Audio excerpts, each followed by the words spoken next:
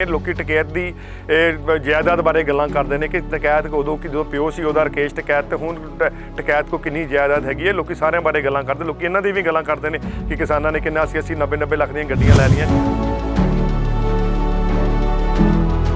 Punjab BJP ਨੇ ਸ਼ਹਾਦਤਾਂ ਦਿੱਤੀਆਂ ਨੇ, ਸਾਡੇ ਕਈ ਵੱਡੇ ਆਗੂ ਹੋਣ, ਚਾਹੇ ਡਾਕਟਰ ਬਲਦੇਵ ਪ੍ਰਕਾਸ਼ ਹੋਵੇ, ਹਿਤ ਬਲਾਸ਼ੀ ਜੀ ਹੋਣ, ਹੋਰ ਸਾਡੇ ਕਈ ਵੱਡੇ ਆਗੂਆਂ ਦਾ ਕਤਲ ਹੋਇਆ ਹੈ ਪੰਜਾਬ ਤੇ। ਸਭ ਤੋਂ ਵੱਡਾ ਸਾਡਾ ਪੰਜਾਬ ਦਾ ਦੁਸ਼ਮਣ ਕਿਹੜਾ ਸੀਗਾ? ਪਾਕਿਸਤਾਨ ਨੂੰ ਉਹਦੇ ਘਰ ਜਾ ਕੇ ਮੋਦੀ ਸਾਹਿਬ ਨੇ ਮਾਰਿਆ। ਮੈਨੂੰ ਕਿਤੇ ਚੀਰਾ ਮਾਰਦੇ ਹੋਣਾ ਤੇ ਇੱਥੋਂ ਬੀਜੇਪੀ RSS ਨਿਕਲਣਾ, ਉਸ ਤਰ੍ਹਾਂ ਹੀ ਉਹਨਾਂ ਦੇ ਖੂਨ ਦੇ ਵਿੱਚ ਬੀਜੇਪੀ ਸਾਡੀ ਪਾਰਟੀ ਵੜੀ ਹੋਈ ਹੈ।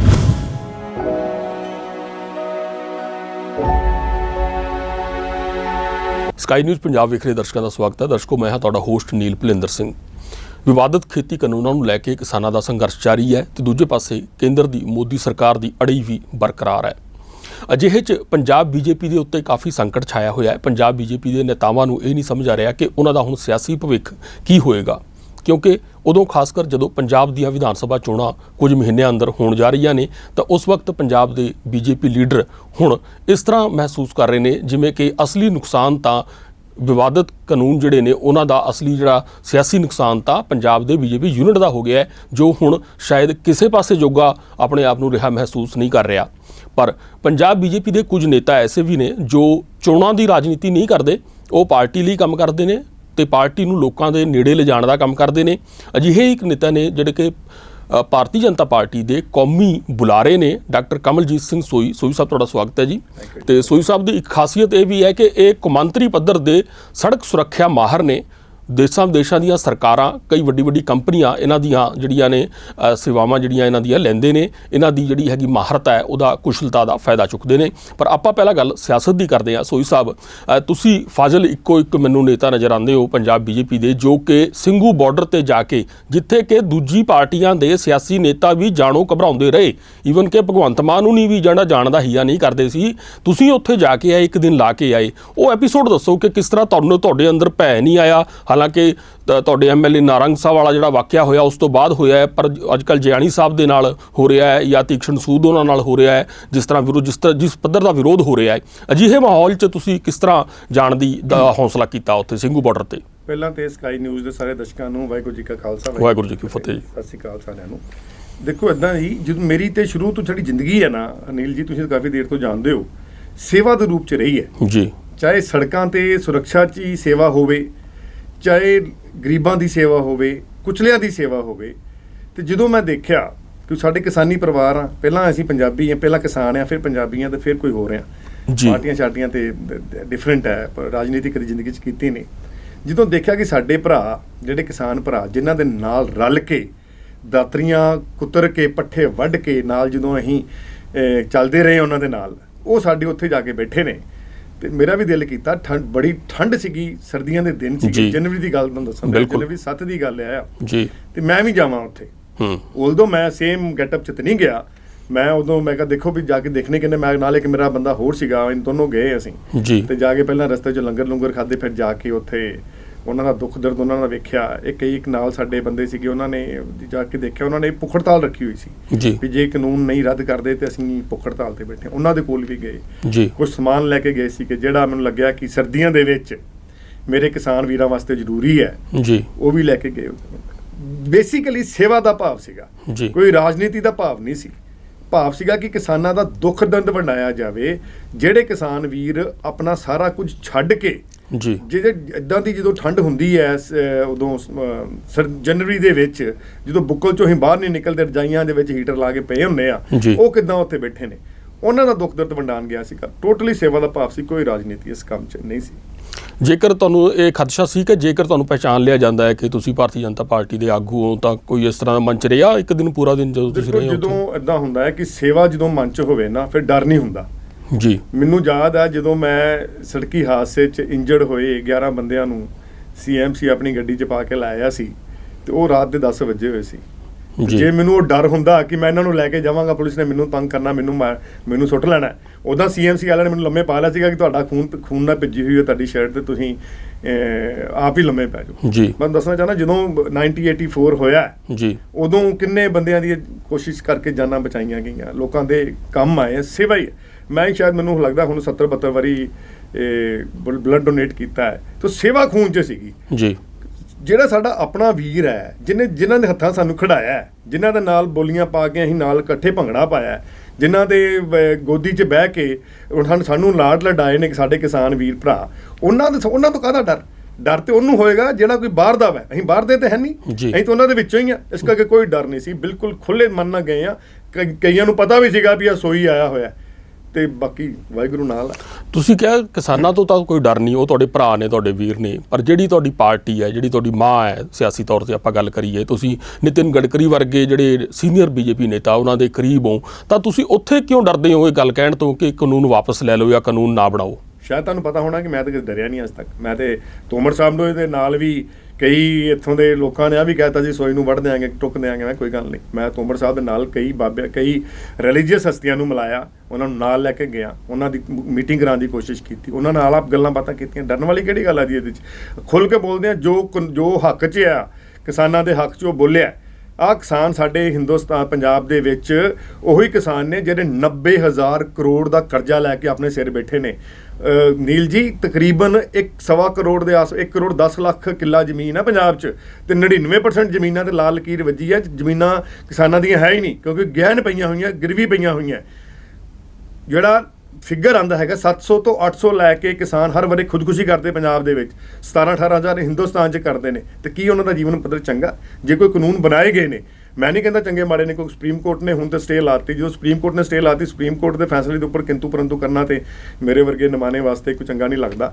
ਲੇਕਿਨ ਕਿਸਾਨਾਂ ਨੂੰ ਚਾਹੀਦਾ ਸੀਗਾ ਚੰਗੀ ਤਰ੍ਹਾਂ ਘੋਕ ਕੇ ਲੋਕਾਂ ਦੇ ਹੱਥਾਂ 'ਚ ਨਾ ਖੇਡਦੇ, ਜੋ ਆਪਣਾ ਹੱਕ ਉਹ ਮੰਗੋ, ਲੇਕਿਨ ਕਿਸੇ ਦੇ ਹੱਥ 'ਚ ਨਾ ਖੇਡੋ। ਕਿਹਦੇ ਹੱਥ 'ਚ ਖੇਡੇ ਕਿਸਾਨ? ਮੈਨੂੰ ਲੱਗਦਾ ਕਿ ਹੋ ਸਕਦਾ ਕਾਂਗਰਸ ਨੇ ਆਪਣੀਆਂ ਨਾਕਾਮੀਆਂ ਛੁਪਾਉਣ ਪਿੱਛੇ ਕਾਂਗਰਸ ਨੇ ਤਾਂ ਨੇੜੇ ਨਹੀਂ ਲੱਗਣ ਦਿੱਤਾ ਉਹਨਾਂ ਨੇ। ਦੇਖੋ ਨਹੀਂ, ਲੇਕਿਨ ਤੁਹਾਨੂੰ ਪਤਾ ਹੀ ਹੈ ਸਪੋਰਟ ਕੌਣ ਕਰਦਾ। ਕਾਂਗਰਸੀ ਕਿਤੇ ਹੋਰ ਬੈਠੇ ਹੁੰਦੇ ਸੀ, ਭੁੱਖ ਹੜਤਾਲ ਕਰਦੇ ਹੁੰਦੇ ਸੀ ਜਾਂ ਧਰਨੇ ਤੇ ਬੈਠੇ ਹੁੰਦੇ ਸੀ। ਤੁਹਾਨੂੰ ਪਤਾ ਹੁਣ ਜੋਗਿੰਦਰ ਜਾਦਵ ਹੋਵੇ, ਉਹ ਕਿਸਾਨ ਹੈ, ਉਹ ਗੁਰਾਹਾ ਹੋਣੀ ਹੋ ਗਿਆ, ਸਾਰੇ ਹੋ ਗਏ। ਹੁਣ ਚਲੋ ਗੱਲਾਂ ਮੈਂ ਪਰ ਲੀਡਰਸ਼ਿਪ ਤਾਂ ਚਾਹੀਦੀ ਹੁੰਦੀ ਹੈ ਨਾ। ਅਗਰ ਯੋਗਿੰਦਰ ਯਾਦਵ ਦੀ ਗੱਲ ਕਰਦੇ ਹੋ, ਰਾਕੇਸ਼ ਟਿਕੈਤ ਦੀ ਗੱਲ ਕਰਦੇ ਹੋ, ਜੇਕਰ ਇਹ ਲੀਡਰਸ਼ਿਪ ਨਾ ਮਿਲਦੀ, ਇੱਕ ਪੜ੍ਹੀ ਲਿਖੀ ਲੀਡਰਸ਼ਿਪ, ਇੱਕ ਉਹ ਲੀਡਰਸ਼ਿਪ ਜਿਸ ਨੂੰ ਨੀਤੀਆਂ ਬਾਰੇ ਪਤਾ ਹੁੰਦਾ, ਜਿਸ ਨੂੰ ਸਰਕਾਰਾਂ ਦੀਆਂ ਲੂੰਬੜ ਚਾਲਾਂ ਬਾਰੇ ਪਤਾ ਹੁੰਦਾ ਕਿ ਸਰਕਾਰਾਂ ਕਿੱਦਾਂ ਭੋਲੇ ਭਾਲੇ ਲੋਕਾਂ ਨੂੰ ਫਸਾਉਂਦੀਆਂ ਹੁੰਦੀਆਂ ਨੇ, ਤਾਂ ਇਹ ਵੀ ਇਹਨਾਂ ਦੀ ਵੀ ਜ਼ਰੂਰਤ ਸੀ। ਨੀਲ ਜੀ, ਇੱਦਾਂ ਵੀ ਤਾਂ ਹੋ ਸਕਦਾ ਨਾ ਕਿ ਉਹਨਾਂ ਨੇ ਮਗਰ ਲਾ ਲਿਆ ਇਹਨਾਂ ਨੂੰ, ਰਾਜਨੀਤੀ ਸਵਾਰਥਾਂ ਪਿੱਛੇ ਮਗਰ ਲਾ ਲਿਆ, ਰੁਪਈਆਂ ਪਿੱਛੇ ਮਗਰ ਲਾ ਲਿਆ, ਕਿਸ ਪਿੱਛੇ ਮਗਰ ਲਾ ਲਿਆ, ਮੈਂ ਕਹਿਣਾ ਨਹੀਂ ਚਾਹੁੰਦਾ ਉਹ। ਲੇਕਿਨ ਕਈ ਗੱਲਾਂ ਥਿਊਰੀਆਂ ਨਜ਼ਰ ਆਉਂਦੀਆਂ ਨੇ। ਲੋਕੀ ਟਿਕੈਤ ਦੀ ਜਾਇਦਾਦ ਬਾਰੇ ਗੱਲਾਂ ਕਰਦੇ ਨੇ ਕਿ ਟਿਕੈਤ ਉਦੋਂ ਕਿ ਜਦੋਂ ਪਿਓ ਸੀ ਉਹਦਾ ਰਾਕੇਸ਼ ਟਿਕੈਤ, ਤੇ ਹੁਣ ਟਿਕੈਤ ਕੋ ਕਿੰਨੀ ਜਾਇਦਾਦ ਹੈਗੀ ਹੈ। ਲੋਕੀ ਸਾਰਿਆਂ ਬਾਰੇ ਗੱਲਾਂ ਕਰਦੇ, ਲੋਕੀ ਇਹਨਾਂ ਦੀ ਵੀ ਗੱਲਾਂ ਕਰਦੇ ਨੇ ਕਿ ਕਿਸਾਨਾਂ ਨੇ ਕਿੰਨਾ 80-80 90-90 ਲੱਖ ਦੀਆਂ ਗੱਡੀਆਂ ਲੈ ਲਈਆਂ, ਘਰਾਂ 'ਚ ਉਹ ਪਾ ਲਏ, ਜਿਹੜੇ ਇਹਨਾਂ ਦੇ ਲੀਡਰ ਬਣੇ ਫਿਰਦੇ ਨੇ। ਉਹਦੇ ਬਾਰੇ ਕੋਈ ਨਹੀਂ ਕਹਿਣਾ ਚਾਹੁੰਦਾ। ਕਿਸਾਨ ਸਾਡਾ ਜਿਹੜਾ ਕਿਸਾਨ ਹੈ, ਅਸਲੀ ਕਿਸਾਨ ਹੈ, ਉਹ ਸਾਡਾ ਅੰਨਦਾਤਾ ਹੈ। ਉਹਦੇ ਵਾਸਤੇ ਸਾਡੀ ਜਾਨ ਵੀ ਹਾਜ਼ਰ ਹੈ। ਉਹਦੇ ਵਾਸਤੇ ਗਿਆ, ਉਹਦੇ ਵਾਸਤੇ ਮੈਂ ਸਿੰਘੂ ਬਾਰਡਰ ਤੇ ਵੀ ਜਾਵਾਂਗਾ, ਉਹਦੇ ਵਾਸਤੇ ਮੈਨੂੰ ਬਾਰਡਰ ਤੇ ਜਾ ਕੇ ਸ਼ਹਾਦਤ ਦੇਣੀ ਪਈ, ਉਹ ਵੀ ਦੇਵਾਂਗਾ। ਕਿਸਾਨ ਦੇ ਹੱਕ ਵਾਸਤੇ ਖੜੇ ਆ। ਮੈਂ ਤੇ ਕਿਸਾਨ ਦੇ ਹੱਕ ਵਾਸਤੇ ਤੋਮਰ ਸਾਹਿਬ ਨੂੰ ਆ ਵੀ ਕਿਹਾ ਸੀਗਾ ਵੀ ਤੁਸੀਂ SAZ ਬਣਾ ਦਿਓ, ਪੰਜਾਬ 'ਚ ਸਪੈਸ਼ਲ ਐਗਰੀਕਲਚਰ ਜ਼ੋਨ ਬਣਾ ਦਿਓ। ਐਗਰੀਕਲਚਰ ਜ਼ੋਨ ਬਣਾ ਕੇ ਜਿਹੜੀਆਂ ਸਹੂਲਤਾਂ ਤੁਸੀਂ ਇੰਡਸਟਰੀ ਨੂੰ ਦਿੰਦੇ ਹੋ, ਤੁਸੀਂ ਹਿਮਾਚਲ ਨੂੰ ਦੇ ਸਕਦੇ ਸੀ, ਜੰਮੂ ਕਸ਼ਮੀਰ ਨੂੰ ਦੇ ਸਕਦੇ, ਪੰਜਾਬ ਨੂੰ ਕਿਉਂ ਨਹੀਂ ਦੇ ਸਕਦੇ? ਦਿਓ, ਪੰਜਾਬ ਨੂੰ ਸਹੂਲਤਾਂ ਦਿਓ।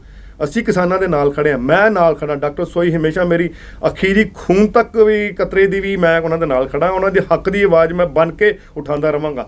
ਮੈਂ ਇਕੱਲੇ ਨੇ ਜਾ ਕੇ ਕੋਈ 7 ਵਾਈਸ ਚਾਂਸਲਰਾਂ ਨਾਲ ਗੱਲ ਕਰਾਈ ਸੀ, ਤੋਮਰ ਸਾਹਿਬ ਦੀ ਵੀਡੀਓ ਕਾਨਫਰੰਸ ਕਰਾਈ ਸੀ। ਮੈਂ ਕਿਹਾ ਗੱਲ ਕਰ ਲਓ, ਆ ਵੇਖੋ ਕੀ ਕਹਿੰਦੇ ਪਏ ਜੇ। ਅੱਜ ਜੇ ਅਮਰੀਕਾ 'ਚ ਇੰਨੀ ਸਬਸਿਡੀ ਮਿਲਦੀ ਆ, ਰਸ਼ੀਆ 'ਚ ਇੰਨੀ ਸਬਸਿਡੀ ਮਿਲਦੀ ਆ, ਯੂਰਪ 'ਚ ਇੰਨੀ ਸਬਸਿਡੀ ਮਿਲਦੀ ਆ, ਤੇ ਸਾਡੇ ਪੰਜਾਬ ਦੇ ਕਿਸਾਨ ਨੂੰ ਵੀ ਦੇ ਦਿਓ। ਕੀ ਹੁੰਦਾ ਕੀ ਪਿਆ? ਕਿਸਾਨ ਨੂੰ ਤੁਸੀਂ ਅੰਨਦਾਤਾ ਨਾ। ਮੈਂ ਦੇਖਿਆ, ਮੈਂ ਵਿੰਸਟਨ ਚਰਚਿਲ ਦਾ ਇੱਕ ਬਿਆਨ ਪੜ੍ਹ ਰਿਹਾ ਸੀਗਾ, ਕਹਿੰਦੇ ਜੇ ਕਿਸੇ ਬੰਦੇ ਨੂੰ ਤੁਸੀਂ ਮਾਰਨਾ ਨਾ, ਤੁਹਾਨੂੰ ਇੱਕ ਗੋਲੀ ਚਲਾਉਣ ਦੀ ਜ਼ਰੂਰਤ ਨਹੀਂ ਹੈ, ਉਹਨੂੰ ਭੁੱਖਾ ਰੱਖੋ। ਹਿੰਦੁਸਤਾਨ 'ਚ 23% ਆਬਾਦੀ ਜਿਹੜੀ ਹੈ ਬਿਲੋ ਪਾਵਰਟੀ ਲਾਈਨ ਹੈ। ਜੇ ਭੁੱਖੇ ਰਵਾਂਗੇ ਤਾਂ ਮਰ ਜਾਵਾਂਗੇ। ਯਾਦ ਕਰੋ 1966 1967 ਜਦੋਂ ਭੁੱਖਮਰੀ ਪੈ ਗਈ ਸੀਗੀ, ਤੇ ਜਦੋਂ ਗ੍ਰੀਨ ਰੈਵੋਲੂਸ਼ਨ ਪੰਜਾਬ ਦੇ ਕਿਸਾਨ ਨੇ ਹਿੰਦੁਸਤਾਨ ਦੀ ਬਾਂਹ ਫੜੀ ਸੀਗੀ।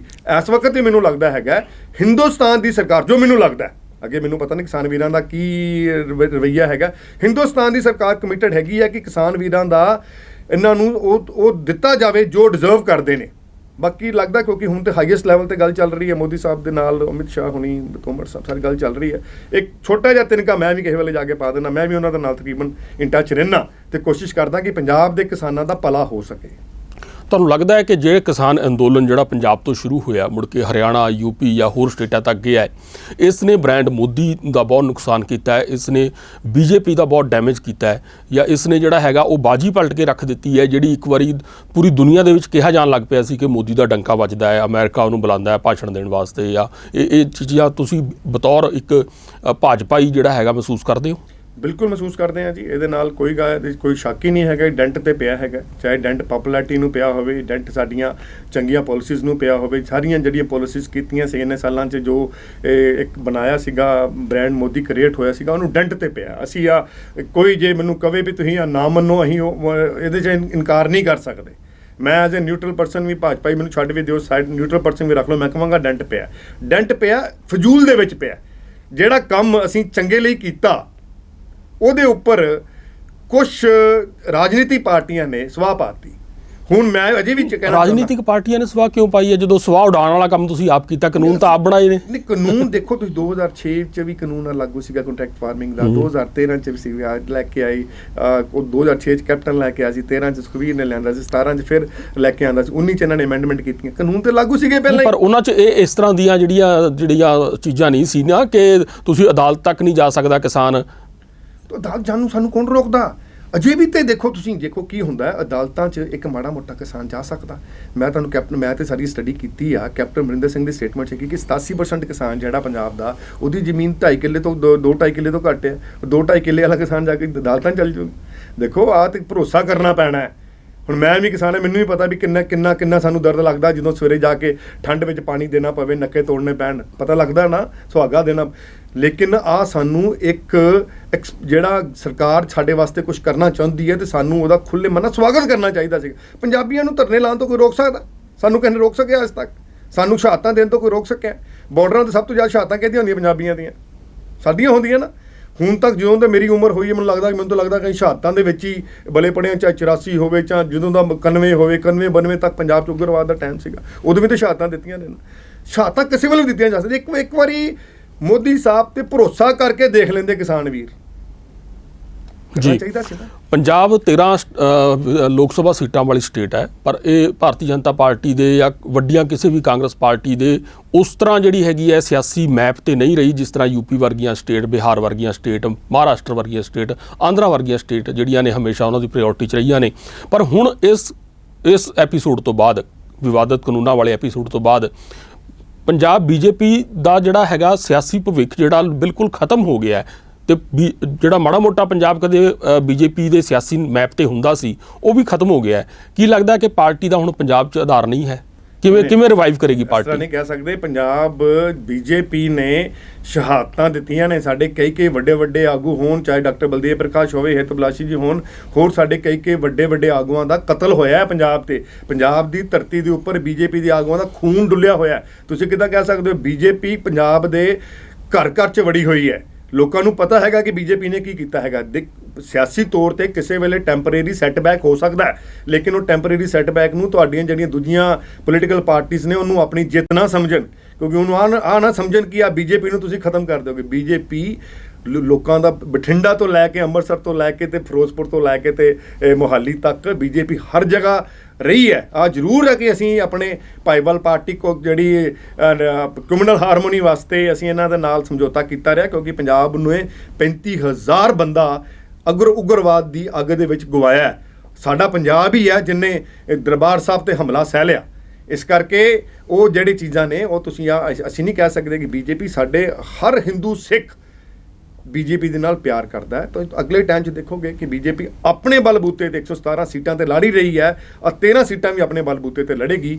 ਤੇ ਦੇਖੋ ਹਰ ਕਿਸੇ ਵੇਲੇ ਤੁਸੀਂ ਜਿਹੜਾ ਝੂਠ ਹੁੰਦਾ ਨਾ, ਕਹਿੰਦੇ ਝੂਠ ਬੋਲ ਕੇ ਕਿਸੇ ਵੇਲੇ ਸੱਚ ਲੱਗਣਾ ਸ਼ੁਰੂ ਹੋ ਜਾਂਦਾ। ਲੇਕਿਨ ਜਿਹੜੀ ਜ਼ਮੀਨੀ ਹਕੀਕਤ ਹੈ, ਗਰਾਊਂਡ ਰਿਐਲਿਟੀ, ਨੀਲ ਜੀ ਤੁਸੀਂ ਮੇਰੇ ਤੋਂ ਜ਼ਿਆਦਾ ਜਾਣਦੇ ਜੇ। ਤੁਸੀਂ ਇਹ ਵੇਖਦੇ ਹੋ ਕਿ ਜਿਹੜੀ ਪਾਰਟੀ 2 ਸੀਟਾਂ ਤੇ ਸੀਗੀ 1984 ਦੇ ਵਿੱਚ, ਤੇ 302 ਤੇ ਅਸੀਂ ਹੁਣ ਆ ਗਏ ਹਾਂ। ਤੇ ਫਿਰ ਉਹੀ ਹਾਲ ਤੁਹਾਡੇ ਨਾਲ ਹਰਿਆਣਾ ਬੈਠਾ, 4 ਸੀਟਾਂ ਸਾਡੇ ਕੋਲ ਹੁੰਦੀਆਂ ਸੀਗੀਆਂ, ਸਰਕਾਰ ਬਣਾ ਕੇ ਦੂਜੀ ਵਾਰੀ ਬਣਾ ਲਈਆਂ ਸੀ। ਇਸ ਕਰਕੇ ਜਿਹੜੀ ਜ਼ਮੀਨੀ ਹਕੀਕਤ ਹੈ ਉਹ ਡਿਫਰੈਂਟ ਹੈ। ਹਿੰਦੁਸਤਾਨ 'ਚ ਪੰਜਾਬ ਦੇ ਵਿੱਚ ਪੰਜਾਬੀਆਂ ਨੂੰ ਪਤਾ ਹੈ ਕਿ ਉਹਨਾਂ ਦੇ ਨਾਲ ਕਿਹੜਾ ਖੜਾ ਹੈ ਤੇ ਕਦੋਂ ਕੰਮ ਖੜਾ ਹੈ। ਸਭ ਤੋਂ ਵੱਡਾ ਸਾਡਾ ਪੰਜਾਬ ਦਾ ਦੁਸ਼ਮਣ ਕਿਹੜਾ ਸੀਗਾ? ਪਾਕਿਸਤਾਨ ਨੂੰ ਉਹਦੇ ਘਰ ਜਾ ਕੇ ਮੋਦੀ ਸਾਹਿਬ ਨੇ ਮਾਰਿਆ। ਸਭ ਤੋਂ ਸਾਡੀ ਵੱਡੀ ਅਰਦਾਸ ਕਿਹੜੀ ਹੁੰਦੀ ਸੀਗੀ? ਸਾਡਾ ਕਰਤਾਰਪੁਰ ਸਾਹਿਬ ਦਾ ਲਾਂਘਾ ਖੋਲ੍ਹਣ ਦੀ। ਉਹ ਕਿੰਨੇ ਖੋਲ੍ਹਿਆ? ਮੋਦੀ ਸਾਹਿਬ ਨੇ ਖੋਲ੍ਹਿਆ। ਲੰਗਰ ਦੇ ਉੱਪਰ ਪਰ ਜੋ ਬੰਦਾ ਦੂਤ ਬਣ ਕੇ ਗਿਆ ਸੀ ਉਹਨੂੰ ਤੁਸੀਂ ਛੱਡ ਦਿੱਤਾ। ਦੂਤ ਬਣ ਕੇ ਦੇਖੋ, ਨਵਜੋਤ ਸਿੰਘ ਸਿੱਧੂ ਦੀ ਗੱਲ ਕਰ ਰਿਹਾ ਮੈਂ ਸਮਝ ਗਿਆ ਤੁਹਾਡੀ ਗੱਲ, ਲੇਕਿਨ ਉਹ ਤੇ ਬੰਦਾ ਇੱਕ ਐਵੇਂ ਜੱਫੀ ਪਾਉਣ ਦੇ ਚੱਕਰ ਦੇ ਵਿੱਚ ਆਪਣਾ ਕੈਰੀਅਰ ਹੀ ਖਰਾਬ ਕਰ ਬੈਠਾ। ਉਦੋਂ ਕਦੀ ਵੀ ਇੱਕ ਸਿਆਸੀ ਸਟੇਟ ਦਾ ਲੀਡਰ ਕਿਸੇ ਕੰਟਰੀ ਦੇ ਨਾਲ ਕੋਈ ਨੈਗੋਸ਼ੀਏਸ਼ਨ ਜਾਂ ਕੋਈ ਸਮਝੌਤਾ ਨਹੀਂ ਕਰ ਸਕਦਾ। ਹਾਂ, ਤੇ ਹਿੰਦੁਸਤਾਨ ਦੀ ਸਰਕਾਰ ਨੇ ਚਾਹਿਆ ਤੇ ਉਹ ਸਮਝੌਤਾ ਹੋਇਆ। ਉਸ ਤੋਂ ਬਾਅਦ ਵੀ ਦੇਖੋ ਅੱਜ ਜਿਹੜੀਆਂ ਬਾਕੀ ਕੰਟਰੀਆਂ ਤੋਂ ਫੰਡਿੰਗ ਆਉਂਦੀ ਸੀ ਦਰਬਾਰ ਸਾਹਿਬ ਵਾਸਤੇ, ਪਹਿਲਾਂ ਫੈਕਰਾ ਕਾਨੂੰਨ ਦੇ ਅੰਡਰ ਆਉਂਦੀ ਸੀ, ਉਹਨੂੰ ਹਟਾ ਦਿੱਤਾ ਗਿਆ। GST ਹਟਾ ਦਿੱਤਾ ਗਿਆ। 2 ਤੁਹਾਨੂੰ ਏਮਸ ਇੱਥੇ ਬਣਾ ਕੇ ਦੇ ਦਿੱਤੇ, IIMs ਆ ਗਏ, IITs ਆ ਗਏ। ਇਕੱਲਾ ਪੰਜਾਬ ਹੀ ਆ ਜਿੱਥੇ 8 ਏਅਰਪੋਰਟ ਨੇ।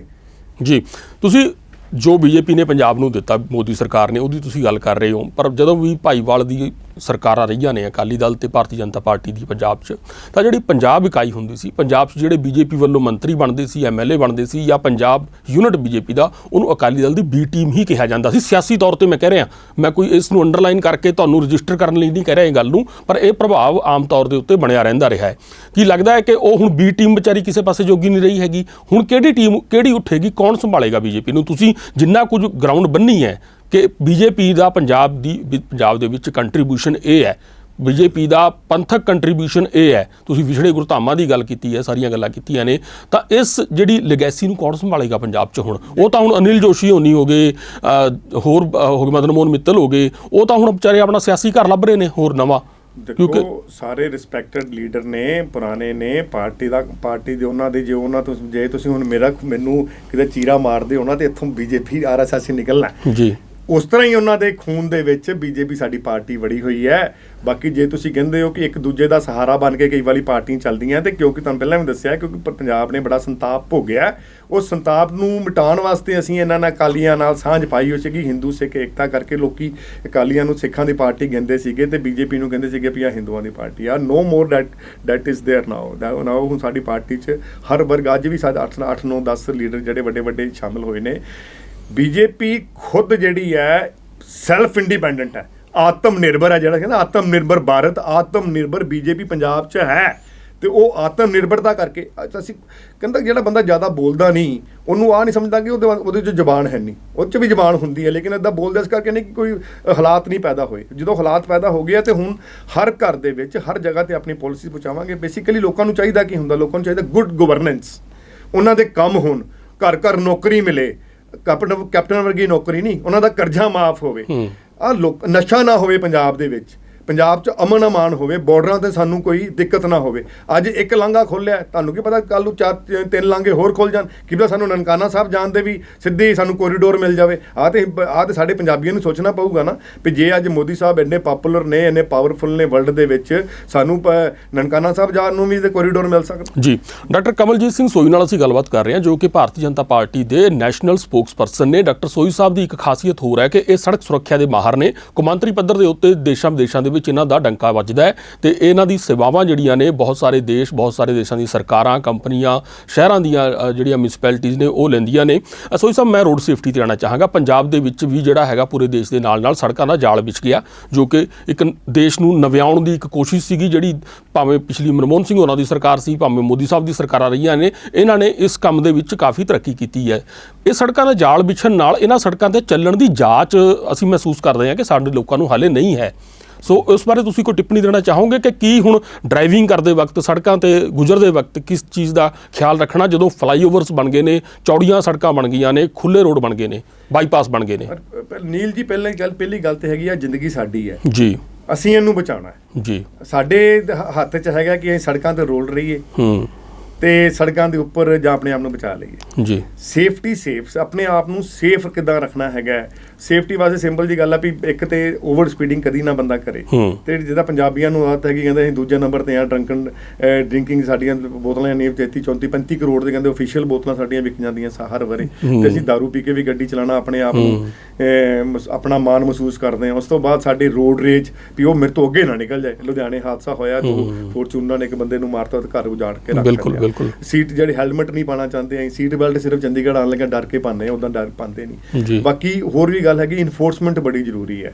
ਮੈਨੂੰ ਜਦੋਂ ਮੈਂ ਨੀਦਰਲੈਂਡ 'ਚ ਸਟੱਡੀ ਕਰਦਾ ਸੀਗਾ ਤੇ ਸਾਨੂੰ ਆਹੋ ਸਿਖਾਇਆ ਗਿਆ ਸੀਗਾ ਕਿ ਜਿਹੜੀ ਸੜਕਾਂ ਤੇ ਕਾਨੂੰਨ ਆਫ ਲਾਅ, ਦੋ ਫੀਅਰ ਬੜੇ ਜ਼ਰੂਰੀ ਨੇ। ਇੱਕ ਹੈਗਾ ਫੀਅਰ ਆਫ ਬੀਇੰਗ ਕੌਟ, ਫੜੇ ਜਾਣ ਦਾ ਡਰ, ਤੇ ਦੂਜਾ ਫੀਅਰ ਆਫ ਬੀਇੰਗ ਪਨਿਸ਼ਡ, ਜੇ ਫੜੇ ਗਏ ਹੋ ਉਸ ਤੋਂ ਬਾਅਦ ਜੁਰਮਾਨੇ ਦਾ ਡਰ। ਜਿੰਨਾ ਤੱਕ ਆ ਦੋ ਫੀਅਰ ਨਹੀਂ ਹੋਣਗੇ ਪੰਜਾਬੀਆਂ ਦੇ ਵਿੱਚ, ਉਹਨਾਂ ਤੱਕ ਪੰਜਾਬ ਸੁਰੱਖਿਅਤ ਨਹੀਂ ਹੋ ਸਕਦਾ। ਇਸ ਵਕਤ ਪੰਜਾਬ ਬਣਿਆ ਹੋਇਆ ਹੈ state of Gems and state of deaths. ਇੰਨੇ ਸਾਡੀਆਂ ਮੌਤਾਂ ਹੁੰਦੀਆਂ ਨੇ। ਇਨਫੋਰਸਮੈਂਟ ਵਿੱਚ ਕਰਪਸ਼ਨ ਹੈ। ਹੁਣ ਮੈਂ ਇਸ ਵਕਤ ਕੀ ਕਹਾਂ, ਨੈਚੁਰਲੀ ਆ ਵੀ ਜੇ ਫੀਅਰ ਆਫ ਬੀਇੰਗ ਕੌਟ ਹੈ ਨਹੀਂ ਤੇ ਤੁਹਾਨੂੰ ਫੜੇ ਜਾਣ ਦਾ ਡਰ ਹੈ ਨਹੀਂ। ਹੁਣ ਜੇ ਵੱਡੇ ਘਰਾਂ ਦੇ ਮੈਂ ਤਾਂ ਆਪਣਾ ਕਾਰਡ ਦਿਖਾ ਕੇ ਛੁੱਟ ਜੂੰਗਾ ਜਾਂ ਮੈਂ ਤਾਂ ਪੈਸੇ ਦੇ ਕੇ ਛੁੱਟ ਜੂੰਗਾ। ਕਿਉਂ ਛੁੱਟੋਗੇ ਤੁਸੀਂ ਕਾਰਡ ਦਿਖਾ ਕੇ ਆਪਣਾ? ਨਹੀਂ, ਇਹ ਪ੍ਰਭਾਵ ਹੈ ਲੋਕਾਂ ਦੇ ਵਿੱਚ।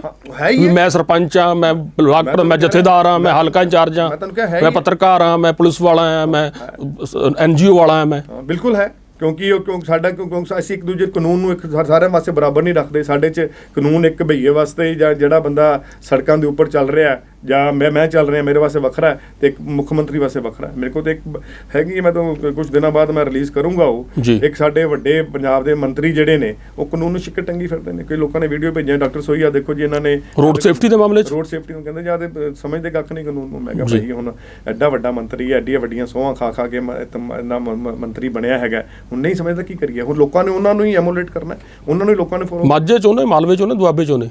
ਚਲੋ ਦੱਸਾਂਗੇ ਬਾਅਦ ਤੁਹਾਡੇ। ਇਹ ਤਾਂ ਦੱਸ ਸਕਦੇ ਹੋ। ਮਾਲਵੇ 'ਚੋਂ ਨੇ। ਮਾਲਵੇ 'ਚੋਂ ਨੇ, ਹਾਂ, ਚੰਗੀ ਜਗ੍ਹਾ ਤੋਂ ਨੇ ਤੇ ਚੰਗੇ ਬੰਦੇ ਨੂੰ ਹਰਾ ਕੇ ਉਹਨਾਂ ਨੂੰ ਸੀਟ ਮਿਲੀ ਸੀਗੀ। ਕਈ ਪਾਰਟੀਆਂ ਆਪਣੀ ਇੱਧਰ ਉੱਧਰ ਕਰ ਚੁੱਕੇ ਨੇ, ਉਹ ਵੱਖਰੀ ਗੱਲ ਹੈ। ਲੇਕਿਨ ਜਿੰਨਾ ਤੱਕ ਤੁਸੀਂ ਇੱਕ ਮੰਤਰੀ ਹੁੰਦੇ ਆ, ਕਾਨੂੰਨ ਦੇ ਨਿਯਮਾਂ ਦੀ ਪਾਲਣਾ ਨਹੀਂ ਕਰਦੇ, ਸੀਟ ਬੈਲਟ ਨਹੀਂ ਲਾਉਂਦੇ, ਤੁਸੀਂ ਕੋਸ਼ਿਸ਼ ਕਰਦੇ ਹੋ ਕਿ ਮੈਂ ਮੰਤਰੀ ਹਾਂ ਤੇ ਮੈਂ ਬਚ ਜਾਵਾਂ। ਕਿਉਂ?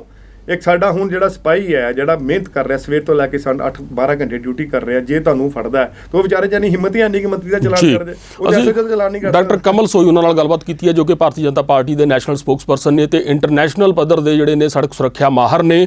ਤੇ ਜਲਦੀ ਸੋਈ ਸਾਹਿਬ ਨਾਲ ਅਸੀਂ ਦੁਬਾਰਾ ਗੁਫ਼ਤਗੂ ਰੱਖਾਂਗੇ ਤੇ ਤੁਹਾਨੂੰ ਬਠਿੰਡਾ ਦਰਸ਼ਨ ਵੀ ਕਰਾਵਾਂਗੇ। ਬਹੁਤ ਸ਼ੁਕਰੀਆ ਸੋਈ ਸਾਹਿਬ।